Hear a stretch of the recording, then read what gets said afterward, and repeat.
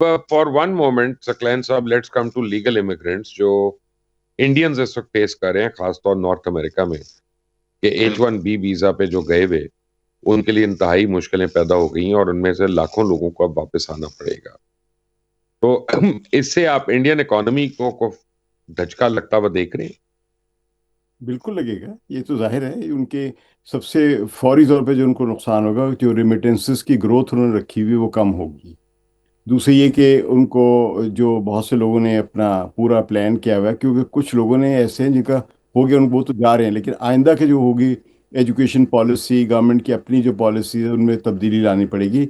फौरी तौर पे नुकसान जो है उनको, वो कम अज़ कम जो है वो मेरा ख्याल है कि कोई $2 बिलियन के करीब पहुंचेगा, जो एस्टिमेट्स लगाए जा रहे हैं। कुछ इससे भी ज़्यादा लगा रहे हैं।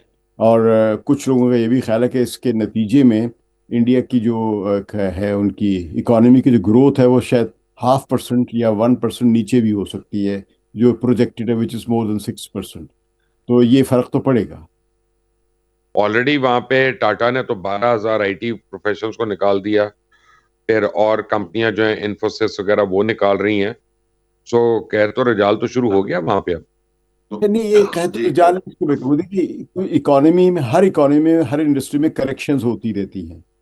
और वो करेक्शन जो वो ऑटोमेटिकली आगे कम होती हैं, कभी ज़्यादा होती है। हम अक्सर और बेशतर सुनते रहते हैं, हेडलाइंस लगती हैं कि इंग्लैंड में बैंकों ने, या अमेरिका में बैंक्स ने, या फाइनेंशियल सेक्टर्स में JP मॉर्गन ने, या किसी वजह से बड़े इदारे, ये डिलॉयट वगैरह ने, इन्होंने 5,000 बंदे फारिग कर दिए या ये कर दिया। ये सारे सारे हाईली एजुकेटेड, हाईली स्किल्ड लोग होते हैं। वो इसलिए होती है, ये करेक्शन होती रहती हैं। ये लोग जब निकल जाते हैं तो सड़कों पे भीख नहीं मांग रहे होते, ये जाके इनकी सेविंग्स भी होती हैं, और ये कुछ और भी कर लेते हैं। और दूसरी सबसे बड़ी चीज होती है, एक जो हम लोग आम किस्म के जो मुलाजिम लोग होते हैं ये नहीं समझ पाते। स्किल एक ऐसी चीज है, आपकी नौकरी की वजह से स्किल नहीं होती, बल्कि आपकी स्किल की वजह से आपकी नौकरी होती है। तो आपकी अगर नौकरी चली भी गई है तो आप कोई अपनी ही स्किल का इस्तेमाल करके आप कोई अपना सॉफ्टवेयर डेवलप कर सकते हैं, या जाके सर्विसेज प्रोवाइड कर सकते हो। और इस तरह बहुत सारे लोग काम कर रहे हैं यहाँ पे।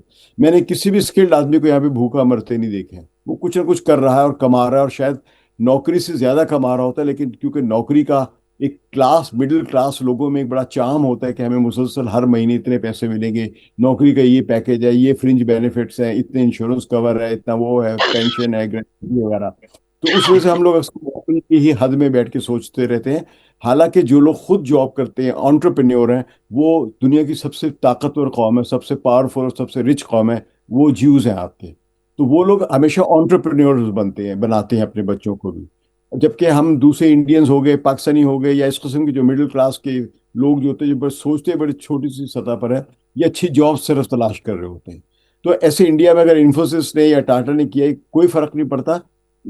जो असल में, जो इसको अगर अब लार्जर पर्सपेक्टिव में देखें, तो इंडियन इमिग्रेंट्स के लिए जो वीजे की फीस $1 लाख जो की है अमेरिकन गवर्नमेंट ने, डोनाल्ड ट्रंप साहब ने, उसके नतीजे में अमेरिकन जो इकोनॉमी है उसके असरात कोई नहीं गौर कर रहा है। क्योंकि एकदम से यूं है ना कि जैसे उन्होंने हमला कर दिया, तो जिसने हमला किया उसको भी कॉस्ट देनी पड़ेगी। और वो अमेरिका का पूरी जो कॉस्ट है, अब आप ये देखिए, अगर मैं अमेरिका इंडिया की हाइपोथेटिकली 1% GDP ग्रोथ रेट पे अफेक्ट होगा, तो अमेरिका की अपनी इकोनॉमी पे 0.5% ग्रोथ रेट अफेक्ट होगा। और अमेरिका की 0.5% ग्रोथ रेट का मतलब है कि अमेरिका की जो इकोनॉमी है वो इंडियन इकोनॉमी से, उसका फाइनेंशियल साइज जो है GDP का, वो कई गुना ज्यादा है। तो उनका 0.5% का मतलब है इंडिया की 4% GDP बनती है वो। नहीं, ऐसा तो नहीं है, इसलिए क्योंकि उन्होंने जो लेबर है ना, जैसे डॉक्टर्स हैं, हेल्थ केयर स्टाफ है, फार्मास्यूटिकल है, उनके ऊपर उन्होंने कुछ सख्तियां नहीं की, तो इससे अमेरिका में ना वो महंगाई आएगी जो इंडियन कह रहे हैं, ना उनको इतना प्रॉब्लम होगा। बट एक छोटी सी ब्रेक लूंगा यहाँ पे, take a break.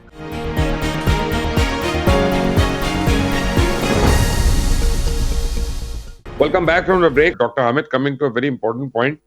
Saudi Pak जो मुआहदा हुआ है, ये बड़ा अहम एक माइलस्टोन है दोनों ममालिक के लिए और खित्ते के लिए।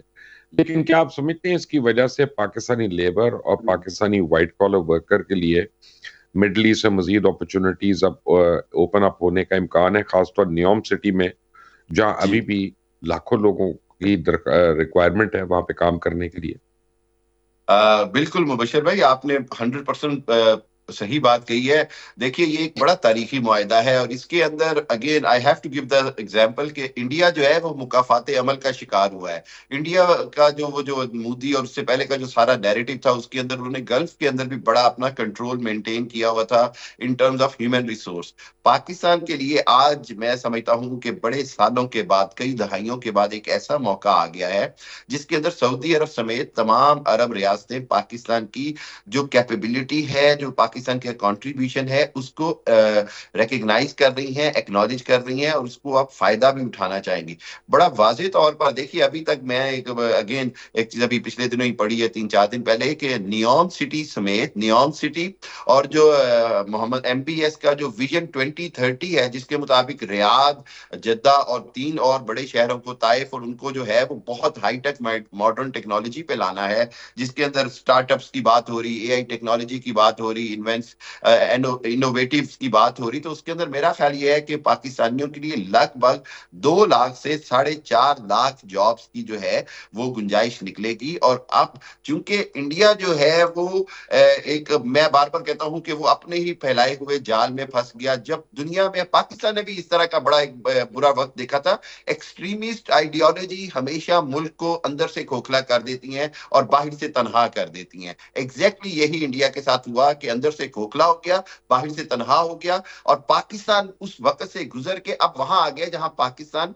कंट्रीब्यूट कर रहा है। और मेरा ख्याल यह है कि बिल्कुल सऊदी अरब समेत, सऊदी अरब स्पेशली नियोम सिटी के अंदर और बाकी जगहों पे बहुत बड़ी व्हाइट कॉलर जॉब भी आएंगी, पाकिस्तानियों के लिए लेबर जॉब्स भी आएंगी और पाकिस्तानियों के लिए एक बहुत बड़ा मौका है कि उसमें अपना कंट्रीब्यूशन ज्यादा से ज्यादा करें। अगेन एक बड़ी अहम चीज होगी और वो होगी मेरिट और ट्रेनिंग। पाकिस्तान के एंड के ऊपर, ह्यूमन रिसोर्स के ऊपर ये बड़ी जिम्मेदारी है, वजारत के ऊपर, पाकिस्तान की गवर्नमेंट के ऊपर, कि जो ह्यूमन रिसोर्स भेजे वो स्किल्ड हो और वो उसके एप्रोप्रिएट, यानी मुतल्लका जो वीजा है या जिस कैटेगरी में उनको बुलाया जाए, खुदारा उसके ऊपर मुकम्मल उसको ट्रेन करके भेजे। मेरे नहीं, वो पास इस ठीक तरह की है बड़ी, और ये बड़ी अहम बात आपने की है सकलैन साहब। मैं ना आपको बताया था, एक कतरी खातून से मेरी मुलाकात हुई यहाँ पे, वो मिनिस्ट्री ऑफ फाइनेंस में जॉब करती हैं, सीनियर पोजीशन पे कतर में। उन्होंने मुझे कहा कि हमने पाकिस्तान से लेबर मंगाई थी और वो लेबर हमारे गले पड़ गई। वो इस तरह से कि मैं, बज़ाहिर बड़ी छोटी चीज लगती है कि आपने ड्राइवर्स मंगवाए कतर में उन्होंने, और वो उनमें से कोई भी ड्राइवर जो था वो लेफ्ट हैंड गाड़ी नहीं चलाई थी उसने, और उसको लेफ्ट हैंड कवानीन का इन्हें पता था। इसी तरह जो हेवी ड्यूटी उन्होंने ऑपरेटर्स मंगाए कंस्ट्रक्शन मशीनरी के, तो वो ऑपरेटर्स जो थे वो कंप्यूटराइज्ड फोकलिफ्ट वगैरह पे काम करने का उनको पता ही नहीं था और उनका लर्निंग कर्व बड़ा स्लो था। तो क्या हुकूमत को भी तो चाहिए ना कि ऐसी ट्रेनिंग सेंटर्स और टेक्निकल ट्रेनिंग इंस्टीट्यूट जो हैं उनको मुतारिफ कराए, जहां पे हम अपनी जो लेबर है उसको भी स्किल करके और इक्विप करके हम उसको बाहर भेजें ताकि वो परमानेंट काम कर सके वहां। बिल्कुल। देखिए मुबशर साहब, जो आप मसाइल बता रहे हैं, आपका हल तो इनके पास, आपके पास मौजूद है। फांसियां दे दे 4-5 लोगों को, सब ठीक हो जाएंगे। मेरे ख्याल में इससे अच्छा हाल ही कोई नहीं है पाकिस्तान में। जो भी कोई जुर्म करे, जो भी इलीगल इमिग्रेशन का कोई रैकेट चलाए, जो कोई गलत ट्रेनिंग दे, गलत लाइसेंस दे, उनको आप रोजाना फांसियां देते रहें पाकिस्तान में, सब मसले हल हो जाएंगे आपके। इतने अच्छे हल है ना आपके पास। अगर आपका यही हाल है, फांसी दे के लोगों को और हर चीज को स्किल्ड लेबर भेज दे। अब आप खुद तस्लीम कर रहे हैं कि वहां पे स्किल्ड लेबर नहीं जा रही है पाकिस्तान से। आपके पास इदारे ही नहीं है, और इदारे ना होने की वजह आपके रियासत का कानून है। रियासत रेगुलेटरी बॉडी होती है हर जगह पर। आप मुझे एक भी पाकिस्तान में कोई इदारा बताएं। आप माशाल्लाह, मैं खुद लाहौर का पढ़ा हूँ, गवर्नमेंट कॉलेज से, आप ही के कॉलेज से पढ़ा हुआ हूँ मैं। मुझे खुद बताया और मैं जानता हूँ वहाँ की तालीमी सलाहियतें क्या है लोगों की। तो ठीक है, हम अपने लिहाज से वहाँ पे एक क्रीम जरूर ऐसी पैदा करते हैं जो एचिसोनियन होती है, ग्रामर स्कूल्स के पढ़े हुए होते हैं, जो दुनिया में जाके नाम भी पैदा करते हैं। लेकिन मैं फिर अगेन बात करूँ, एनेक्डोटल डाटा कभी नहीं देना चाहिए, ये बड़ी जहालत की निशानी होती है। असल है कि आप मजमूई तौर पर डाटा दें। आपका लिटरेसी रेट क्या है? आपके यहाँ क्या एक भी आईआईटी जैसी कोई ऐसी कोई एजुकेशनल इंस्टीट्यूशन है पाकिस्तान में? एक भी नहीं है आपके यहाँ।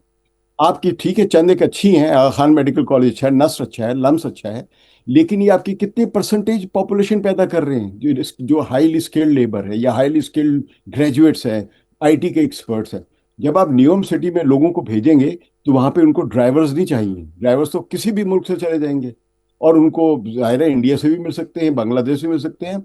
इंडिया जो असल चीज जो एक्सपोर्ट कर रहा है वो उनकी जो उनको 70% वीजे जो H1B के जो वीजे मिलते रहे हैं उनको, वो उनके ये IIT के ग्रेजुएट्स को मिलते रहे हैं। और मैंने IIT ग्रेजुएट्स की खुद, अब यहाँ पे मैं एक अपनी ऑब्जर्वेशन दूंगा, और डाटा तो मैंने दे दिया आपको। 70% अगर वीजा उनको मिल रहा है या मिलता रहा है, जिस पर अब डोनाल्ड ट्रंप साहब ने 1 लाख वीजा फीस जो आयद की है, ये IIT ग्रेजुएट्स को मिलता रहा है। आपके यहाँ कोई नाम लें ऐसी ऑर्गेनाइजेशन का जो उसके बराबर खड़ी भी हो IIT के? और अगर कोई कहता है कि उसके पास है पाकिस्तान में कोई ऐसा इदारा, तो उसको मेरे को पता ही नहीं IIT है क्या।